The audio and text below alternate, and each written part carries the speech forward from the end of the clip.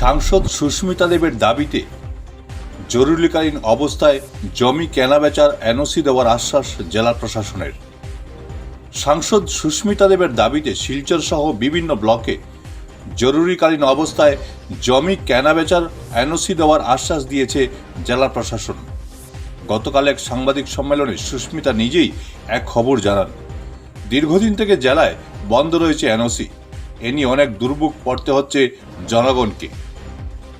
এমন বহু অভিযোগ পেয়ে জেলা শাসকের সঙ্গে কথা বলেন সুস্মিতা।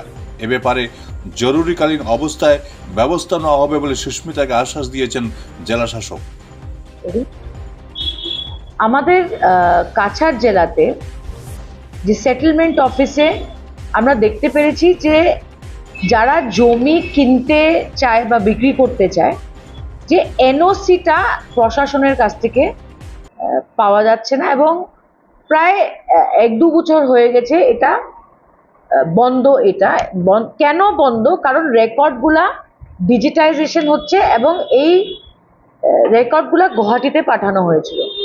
আমি এখনই ডিসি কাছাড়ের সঙ্গে ফোনে কথা বলেছি এবং উনি আমাকে বলেছেন যে কাঠিগড়া, উদারবন, লক্ষ্মীপুরে এটা অলরেডি চালু হয়ে গেছে, কিন্তু শিলচর বা অন্যান্য ব্লকে আরও কয়েক মাস লাগবে। তো আমি ডিসিকে রিকোয়েস্ট করেছি যে যদি কোনো খুব ইমার্জেন্সি কেস থাকে অ্যাডমিনিস্ট্রেশন ওটাকে কনসিডার করতে লাগে।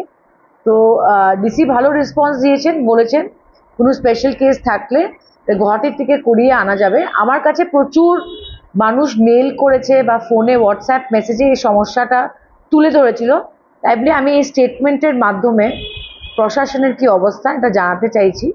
আর আমি আগেও রেভিনিউ মিনিস্টারকে চিঠি দিয়েছিলাম, ইতিমধ্যে আমি আবার আসামের রেভিনিউ মিনিস্টারকে নিশ্চয়ই চিঠি দেব।